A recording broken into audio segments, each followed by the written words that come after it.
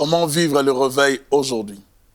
J'aimerais parler, frères et sœurs, dans Actes des Apôtres, chapitre 4, je lis à partir du premier verset. Tandis que Pierre et Jean parlaient au peuple, survinrent les sacrificateurs, les commandants du peuple et les Sadducéens. Mécontents de ce qu'ils ont saigné le peuple et annoncé en la personne de Jésus la résurrection des morts, ils mirent les mains sur eux et ils les jetèrent en prison jusqu'au lendemain, car c'était déjà le soir. Cependant, beaucoup de ceux qui avaient entendu la parole crurent. Et le nombre des hommes s'éleva à environ 5000. Le lendemain, le chef du peuple, les anciens et les scribes s'assemblèrent à Jérusalem avec Anne, les souverains sacrificateurs, Caïphe, Jean, Alexandre et tous ceux qui étaient de la race des principaux sacrificateurs. Ils firent placer au milieu de Pierre et Jean et leur demandèrent par quel pouvoir ou au nom de qui avez-vous fait cela? Alors Pierre, rempli du Saint-Esprit, leur dit, chef du peuple et ancien d'Israël, puisque nous sommes interrogés aujourd'hui sur un bienfait accordé à un homme malade, afin que nous disions comment il a été guéri, sachez-le tous et que tout le peuple d'Israël le sache, c'est par le nom de Jésus-Christ de Nazareth que vous avez crucifié et que Dieu a ressuscité des morts. C'est par lui que cet homme se présente en pleine santé devant vous. Le réveil, c'est possible de l'amener encore aujourd'hui. Le réveil est la voie qui va préparer, n'est-ce pas, le retour du Seigneur. C'est par le réveil que nous allons ramener le cœur des gens vers Dieu. C'est à travers le réveil que nous allons ramener plusieurs personnes vers le Seigneur. Et même les incrédules vont se convertir. Oui, c'est possible de vivre le réveil aujourd'hui. Mais cela exige quand même, je dirais, ça exige beaucoup plus de consécration, beaucoup plus de prières. Il y a des choses que le réveil exige. C'est la consécration, le dévouement dans l'œuvre de Dieu, la prière. Il faut qu'il y ait des hommes et des femmes qui prient. Des hommes et des femmes qui travaillent pour Dieu. La Bible dit, alors que Pierre et Jean parlaient au peuple, survinrent les sacrificateurs et les commandants du peuple et les Sadducéens, mécontents de ce qu'ils enseignaient, le peuple annonçait en la personne de Jésus-Christ la résurrection des morts. Ils n'ont pas eu peur de parler de Christ. Ils n'ont pas eu honte d'annoncer la résurrection des morts. Ils n'ont pas eu honte de parler de Jésus vivant, ressuscité. On les a arrêtés, on les a invités, on les a obligés à les suivre. Cependant, beaucoup de ceux qui avaient entendu la parole crurent, et le nombre des hommes s'éleva à environ 5000. Vous savez, frères et sœurs, malgré l'opposition, malgré les combats contre le réveil, lorsqu'on parle de Jésus-Christ, quels que soient les combats, les hommes seront touchés. Quels que soient les discrédits qu'on peut jeter sur l'instrument de réveil que vous êtes, que nous sommes, les âmes seront sauvées. Ici, l'apôtre n'a pas arrêté de parler, malgré l'opposition. Nous sommes dans ce contexte, n'est-ce pas, de l'église jeune, l'église primitive qui était jeune, et la classe, n'est-ce pas, des dirigeants du temple et des synagogues ne pouvait pas supporter le mouvement de Jésus et de ses disciples. Et ils trouvaient dans les disciples de Christ comme un mouvement rebelle, comme un mouvement, n'est-ce pas, d'opposition. Pourtant, les disciples ne faisaient qu'accomplir ce qui a été annoncé. Mais ils n'ont pas eu les yeux pour voir. Et ça prenait, n'est-ce pas, la grâce de Dieu par le Saint-Esprit pour qu'ils puissent comprendre. Mais ils n'ont pas compris. Et les gens qui ont entendu le message de Pierre se sont dit, nous ne pouvons plus rester dans le monde. Nous allons suivre Pierre. La Bible déclare, beaucoup de ceux qui avaient entendu la parole crurent. Et le nombre des hommes s'éleva à environ 5000. Cela veut dire qu'il y a eu plus de gens qui se sont convertis. Si on dit 5000 hommes, c'est sûrement sans compter les femmes et les enfants. Parce qu'il faut savoir qu'à l'époque, on ne comptait pas les hommes et plutôt les femmes et les enfants. Donc, si c'est 5000 hommes, j'imagine qu'il y avait encore des femmes et des jeunes. Donc, qui se sont convertis. Je bénis le Seigneur pour le ministère de l'apôtre Paul sous l'onction Pierre sous l'onction du Saint-Esprit, et même aussi de Paul sous l'onction du Saint-Esprit.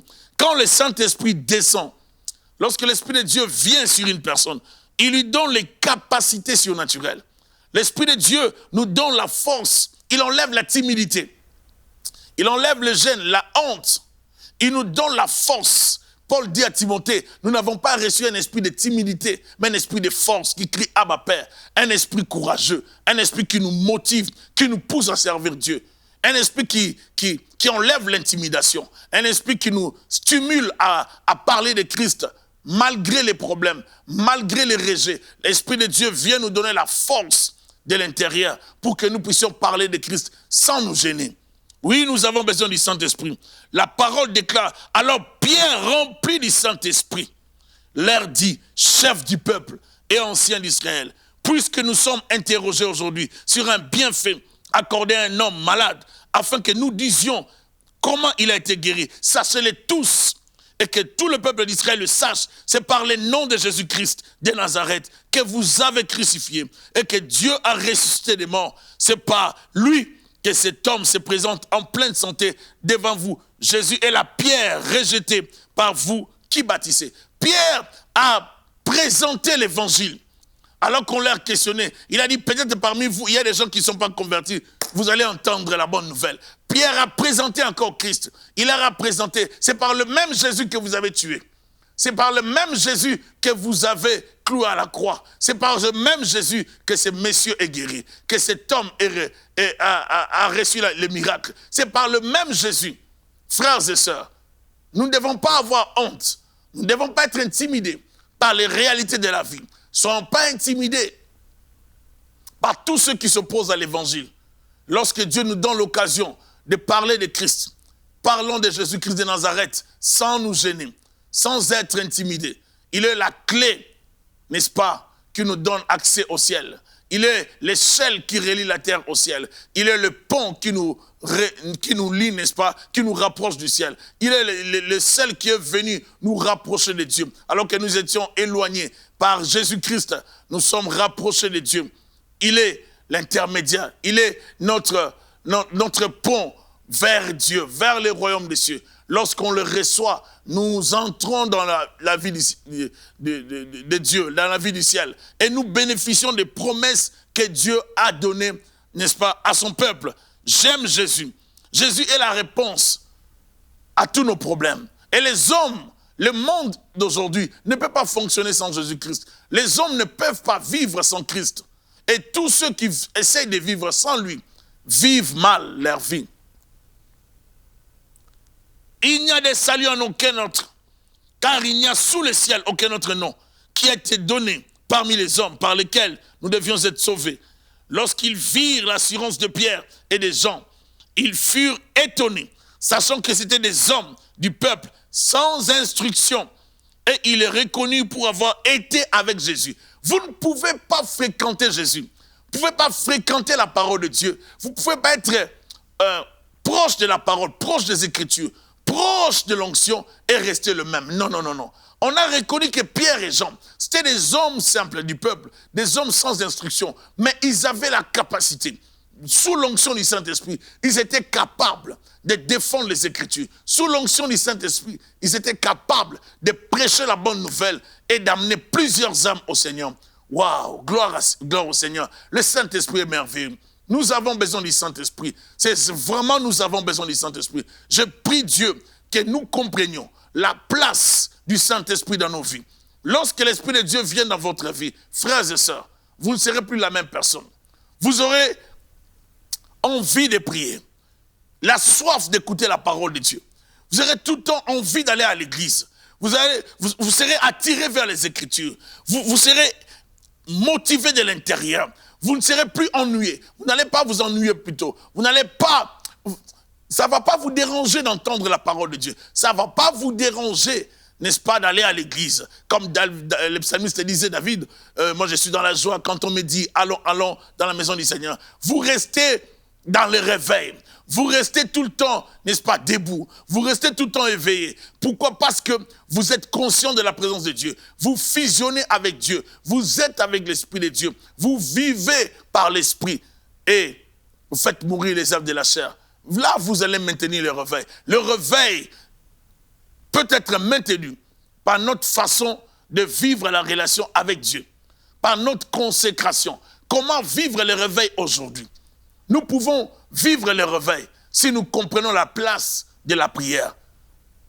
Dans Marc 1, 35, la parole nous montre que tous les matins, Jésus-Christ se leva et il se retira pour aller prier.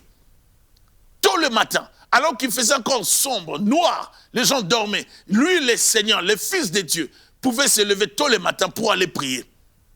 Et des fois, nous voyons le Seigneur Jésus-Christ, dans sa vie de prière, il retournait le soir, il laissait les disciples, il se retirait dans la montagne pour aller prier. Après avoir opéré dans le surnaturel, opéré des miracles, des guérisons, des délivrances, Jésus allait à la montagne prier. Il allait se ressourcer. Il allait prier le Seigneur. Il allait prier son Dieu. Il allait prier le Père. Il demandait encore la présence de Dieu dans sa vie. Et le lendemain, il reprenait avec la mission. Frères et sœurs, si Christ, le Fils de Dieu, sur la terre pouvait prier, et nous, et je crois que nous devons apprendre à prier. Si nous remettons la prière à sa place, si nous passons des heures, si nous gênons, si nous passons des heures, si nous gênons, le surnaturel sera naturel. Nous allons vivre le réveil sans forcer. Le Saint-Esprit sera à l'aise. Dieu a besoin des hommes et des femmes qui peuvent se mettre ensemble, des hommes et des femmes qui peuvent prier. Dieu a besoin des gens disponibles, des instruments de réveil. Je suis un instrument de réveil. Tu es un instrument de réveil. Nous sommes des instruments de réveil. Dieu peut se servir de nous si nous disposons nos vies, si nous nous disposons à ce que Dieu se manifeste. Je suis en train de prier pour que Dieu vous touche et que Dieu vous utilise comme des instruments de réveil dans cette génération. Oui, c'est possible de manifester le réveil. Oui, c'est possible de vivre le réveil dans notre génération. C'est possible de vivre le réveil aujourd'hui. Mais il faut d'abord avoir l'assurance de votre Dieu. Vous devez être sûr que vous le connaissez. Vous devez connaître la parole. Vous devez connaître votre Dieu. Connaissons, cherchons à connaître le Seigneur, car sa venue est certaine. Cherchons à approfondir notre connaissance de Dieu. Mon peuple est détruit parce qu'il manque la connaissance. Dieu veut que nous puissions les connaître dans la profondeur. Plus vous découvrez Dieu, plus vous connaissez Dieu, plus vous allez vous rendre compte du besoin, n'est-ce pas, de rester connecté à ce Dieu, de le servir, de ne vivre que pour lui. Connaissons le Seigneur, frères et sœurs. Ils furent étonnés, sachant que c'était des hommes du peuple sans instruction. Et il est reconnu pour avoir été avec Jésus. Ils étaient affectés par la présence de Dieu. Ils étaient envahis par la présence du Saint-Esprit. Mais comme ils voyaient là, près d'eux, l'homme qui avait été guéri, il n'avait rien à répliquer. Frères et sœurs, le réveil exige aussi, n'est-ce pas, des preuves. Lorsque le réveil arrive, les miracles s'opèrent, les guérisons s'opèrent. Le Seigneur donne des enfants aux femmes stériles. Lorsque le réveil arrive, le Seigneur change le cœur aux incrédules, des incrédules. Vous allez voir quelqu'un qui ne croyait pas, quelqu'un qui ne pouvait pas se convertir.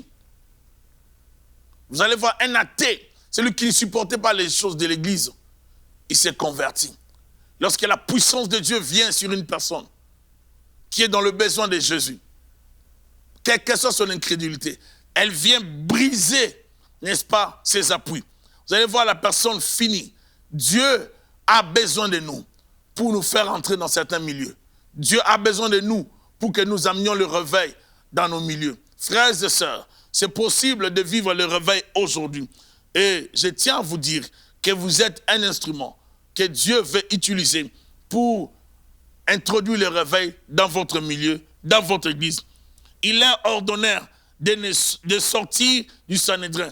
Ils délibérèrent entre eux, disant, que ferons-nous à ces hommes? Lorsque le réveil arrive, même s'il y a des opposants, même s'il y a de l'opposition, les opposants seront troublés. Parce que le réveil vient avec la puissance. Ça attire des gens. Même celui qui va essayer de contredire, il aura peur. Parce que la puissance de Dieu atterrit. C'est Dieu qui est au contrôle.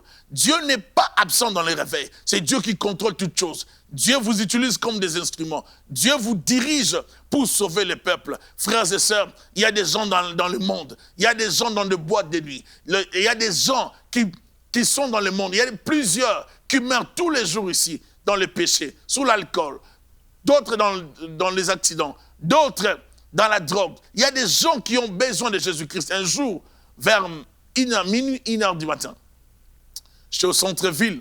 J'étais étonné de voir des files, des gens qui allaient comme vers du bâtiment. Je ne comprenais pas c'était quoi. Je ne savais pas que c'était des boîtes de nuit. Et c'est là que je vais voir les inscriptions, que c'était des boîtes de nuit. Et je me suis rendu compte qu'il y avait autant de gens. Alors que nous, normalement, nous dormons vers ces heures-là, mais il y avait des gens, ce n'était pas le week-end, c'était juste le soir. Les gens qui allaient dans des boîtes, des gens qui allaient dans ces endroits à minuit, à 1h du matin, et ils se faisaient des files pour entrer là-bas. Frères et sœurs, il y a des hommes et des femmes qui ont besoin d'entendre Jésus-Christ. Il y a des gens qui ont besoin d'entendre Jésus-Christ. Je bénis le Seigneur pour des frères et sœurs qui ont le courage de prêcher l'évangile dans les endroits publics.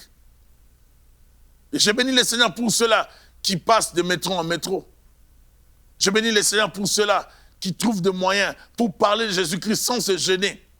Je bénis le Seigneur pour tous ceux qui évangélisent à gauche et à droite, qui passent le message du royaume des cieux. Nous ne devons pas nous gêner de parler de Christ. C'est possible de provoquer les réveils aujourd'hui. C'est possible de vivre les réveils. Ça prend le fardeau des âmes. Si nous n'avons pas le fardeau des âmes, nous ne sauverons pas des vies. Et si nous ne nous rendons pas compte de l'importance du réveil, plusieurs iront en enfer. Et c'est notre responsabilité aujourd'hui, en tant qu'église, de prêcher la bonne nouvelle du royaume, de dire aux païens de se convertir, de dire au monde que Jésus revient bientôt. C'est notre responsabilité. Jésus n'a pas laissé les anges pour prêcher la bonne nouvelle. Jésus n'a pas laissé Michael pour parler de sa part. Jésus nous a donné l'évangile. Il nous a oint pour que nous puissions refléter le Jésus de la Bible. Frères et sœurs, c'est notre responsabilité de parler du royaume des cieux. C'est notre responsabilité de prêcher l'évangile. Si vous en avez l'occasion, ne ratez pas, mon frère, ma sœur. Parlez de Christ. N'hésitez pas de parler de Christ. Ils disent, car il est manifeste pour tous les habitants de Jérusalem qu'un miracle signalé a été accompli par eux. Et nous ne pouvons pas les nier. Mais afin que la chose ne se répande pas davantage parmi le peuple, défendons-leur avec menace de parler désormais à qui que ce soit de ce nom-là. On ne peut pas nous empêcher de parler de ce nom, les noms qui nous a sauvés, les noms qui nous délivrent, les noms de Jésus-Christ, les noms qui nous donnent la vie, les noms qui nous donnent l'espoir, les noms qui nous protègent, les noms qui nous sécurisent, c'est les noms de Jésus-Christ. Il n'y en a pas deux, il n'y en a pas trois, il n'y a qu'un seul nom par lequel l'homme peut être sauvé. Il n'y en a pas quatre, il n'y a qu'un seul nom qui peut sauver.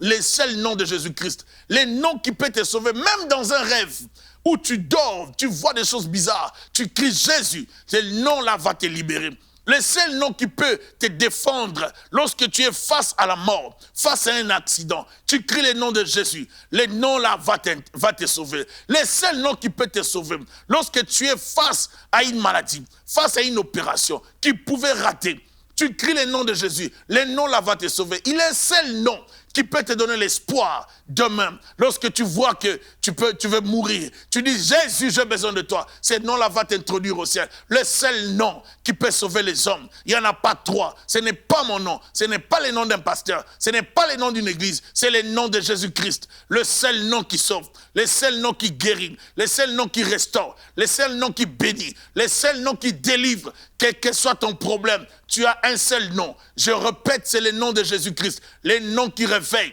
les noms qui sauvent, les noms qui délivrent. Confesse le nom de Jésus-Christ et tu verras combien Dieu t'aime. Tu verras combien ce nom est merveilleux. Le plus beau nom, les noms merveilleux, les noms qui sauvent, les noms qui délivrent. Quand tu cries Jésus-Christ, j'ai besoin de toi, il vient. Lorsque tu cries, tu l'appelles, il entend. Il est prêt à sauver. Il est prêt à intervenir. J'aimerais te bénir, te dire qu'il y a un nom. Il y a un nom qui sauve. Il y a un nom qui te bénit. Il y a un nom qui te fera du bien. C'est le nom de Jésus. Goûtez, sentez, voyez combien l'Éternel est bon. Si vous comprenez combien l'Éternel est bon, vous allez l'aimer. Moi, j'aime Jésus-Christ. J'aime les dieux. Ils ont vu des preuves. Ils ont vu que la personne avait connu le miracle. Et ils se sont dit, on ne peut pas les nier. mais afin que la chose ne se répande pas davantage parmi le peuple, défendons-leur avec menace de parler désormais à qui que ce soit de ces noms. Lorsqu'on défend de parler de Jésus-Christ, c'est là qu'on provoque encore le réveil. Frères et sœurs, laissez les ennemis du réveil se lever. Vous servez le Seigneur, vous prêchez l'évangile. Et les ayant appelés, il leur défendit absolument de parler et d'enseigner au nom de Jésus. Pierre et Jean leur répondirent, jugez s'il est juste devant Dieu de vous obéir plutôt qu'à Dieu. Car nous ne pouvons pas ne pas parler de ce que nous avons vu et entendu. Ils leur firent de nouvelles menaces et les relâchèrent, ne sachant comment les punir à cause du peuple, parce que tous glorifiaient Dieu de ce qui était arrivé. C'est ça le réveil. Parce que tous glorifiaient Dieu. Seigneur, donne-nous les surnaturels. Donne-nous ta puissance. Donne-nous les miracles. Donne-nous ta main. Manifeste-toi dans cette génération. Répands un vent de réveil dans les églises du Canada. Répands un vent de réveil dans les églises d'Afrique, d'Asie, de l'Europe, d'Océanie. Répands un vent de réveil ici en Amérique. Répands un vent de réveil. Envahis nos églises par ta présence, par ta puissance, Seigneur Jésus. Nous avons besoin de toi. Nous voulons voir ta main dans nos vies. Nous voulons expérimenter ta puissance. Nous voulons, Seigneur, que tu te manifestes. Viens envahir nos églises par le réveil. Alléluia. Il dit, nous ne pouvons pas ne pas parler de ce que nous avons vu et entendu. Lorsqu'ils ont eu à vivre avec Christ, ils ont vécu avec Christ, ils ne pouvaient plus se taire. Tu ne peux pas fréquenter Christ et te taire. Lorsque tu le fréquentes, ta vie change, il bouleverse ta vie. Il te donne des éléments pour que tu deviennes un homme, une femme convaincant, convaincante. Le Seigneur Jésus, c'est la parole faite chair. Nous avons besoin de Jésus-Christ. Car l'homme qui avait été l'objet de cette guérison miraculeuse était âgé de plus de 40 ans. Donc ce n'était pas un enfant. On ne pouvait pas dire qu'il a menti. C'était un homme adulte. C'était un responsable, si on peut le dire. C'était quelqu'un de mature qui pouvait se défendre. Donc, c'était vrai qu'il y avait eu miracle. Après avoir été relâchés, ils allaient vers le leur et rencontrèrent tout ce que les principaux sacrificateurs et les anciens leur avaient dit. Lorsqu'ils eurent entendu, ils élevèrent à Dieu la voix, tous ensemble, et dirent, Seigneur, toi qui as fait le ciel et la terre, la mer et tout ce qui s'y trouve, c'est toi qui as dit par le Saint-Esprit, par la bouche de notre Père, ton serviteur David, pourquoi ce tumulte parmi les nations et ces vaines pensées parmi le peuple? Les rois de la terre se sont soulevés et les princes se sont ligués contre le Seigneur, contre son oint. En effet, contre ton saint serviteur Jésus, que tu as oint, Hérode et Ponce Pilate se sont ligués dans cette ville avec les nations et avec le peuple d'Israël pour faire tout ce que ta main et ton conseil avaient arrêté d'avance. Et maintenant, Seigneur, vois leurs menaces et donne à tes serviteurs d'annoncer ta parole avec une pleine assurance en étendant ta main pour qu'ils se fassent des miracles, des guérisons, des miracles et des prodiges par le nom de ton saint serviteur Jésus. Quand ils eurent prié, les lieux où ils étaient assemblés trembla. Ils furent tous remplis du Saint-Esprit et ils annonçaient la parole de Dieu avec assurance. C'est ça le réveil. Il y a des menaces, nous retournons vers Dieu dans la prière. Nous demandons à Dieu la plénitude de l'Esprit, la puissance du Saint-Esprit. On ne se décourage pas. On a vécu des moments difficiles, mais on retourne vers Dieu. Les disciples avaient reçu le Saint-Esprit, n'est-ce pas? Dans le chapitre 2 des Actes. Mais ici, après la persécution, après des menaces, ils cherchent encore Dieu. Le réveil, c'est demeurer devant Dieu, c'est pleurer devant Dieu, c'est prier devant Dieu, c'est demander à Dieu d'intervenir, dire à Dieu, Seigneur, nous avons besoin de toi. Jésus, nous avons besoin de toi. Seigneur, je ne te laisserai pas, j'ai besoin de te voir. Seigneur, j'ai besoin de te vivre. Les apôtres priaient Dieu, ils cherchaient la face de Dieu, ils n'hésitaient pas de parler de Christ. La Bible dit, les apôtres rendaient avec beaucoup de force témoignage de la résurrection du Seigneur Jésus. Et une grande grâce reposait sur eux. Ça, c'est le verset 33. Une grande grâce reposait sur eux. Dieu était avec les apôtres et ils témoignaient. Ils parlaient de Christ. Frères et sœurs, j'aimerais vous dire que c'est possible de vivre le réveil. C'est possible de parler de Christ. C'est notre génération, c'est notre temps de parler de Christ, de témoigner Jésus-Christ. J'aimerais vous encourager à servir Christ dans cette génération. C'est possible de vivre le réveil. Lorsque vous priez, vous mettez le temps de côté, vous jeûnez pour les païens, vous jeûnez pour votre église, vous jeûnez, vous priez. Si le peuple sur qui est invoqué mon nom s'humilie, prie, cherche ma face, se détourne de ses mauvaises voies, c'est la voie du réveil. Je l'exaucerai des cieux. Je guérirai son pays. Dieu dit, je l'exaucerai des cieux. Il faut s'humilier. Il faut demander pardon à Dieu. Nous devons retourner vers Dieu. Dans nos églises, nous avons besoin de la prière. Nous avons besoin de chercher la face du Seigneur. Nous avons besoin dans nos familles de prier. Nous avons besoin de chercher un rapprochement avec le monde de Dieu par le Saint-Esprit. Nous devons prier. Nous devons jeûner. Nous devons pomper des prières. Passer des heures dans la prière. Je vous assure, avec un petit nuage, Élie, n'est-ce pas, a prié jusqu'à ce qu'il a vu les signes. Il a dit à son serviteur, descends, va annoncer. Il se fait entendre, n'est-ce pas, une grande pluie. Il y a un bruit qui arrive, qui annonce une grande pluie. Je prie Dieu pour qu'une grande pluie puisse atterrir dans nos églises, dans nos familles, dans nos milieux. Que le Seigneur libère la grande pluie de l'arrière-saison, la grande pluie dans ces temps de la fin. Que Dieu libère une pluie que personne ne pourra retenir. Une pluie qui va bouleverser le monde. Une pluie qui va frayer des chemins, que l'eau traverse, l'eau du Saint-Esprit, que la présence du Saint-Esprit se propage partout, pénètre dans nos maisons. Même là où il y a l'incrédulité, que le Saint-Esprit pénètre. Même là où on ne croit pas en Dieu, qu'il y ait des conversions, que les gens acceptent Jésus-Christ. J'ai pris pour un réveil puissant dans ces temps de la fin. Seigneur, étends ta main, manifeste-toi dans nos milieux, dans nos familles. Choisis des hommes et des femmes, des jeunes, oins-le, mandate-le, donne-leur les capacités de parler de Christ, même s'ils ne sont pas ministres, même s'ils ne sont pas ordonnés officiellement, mais ils peuvent parler de Christ. Tout le monde peut parler de Christ. Prêchons l'évangile. C'est le temps de prêcher Christ dans notre génération, avec puissance, avec surnaturel, avec sérieux, avec la crainte de Dieu, avec la consécration. Et je vous assure, frères et sœurs, que vous verrez les âmes venir vers le Seigneur. Que le Seigneur libère la puissance qui a accompagné les apôtres lors de la Pentecôte. Que le Seigneur libère la puissance qui a accompagné Pierre et les autres, et Paul, dans les temps des actes des apôtres. Nous avons besoin dans notre génération,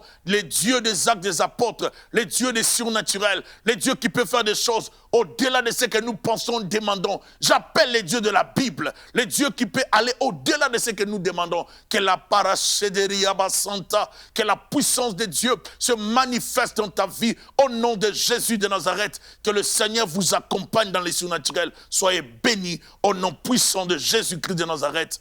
Alléluia. Amen.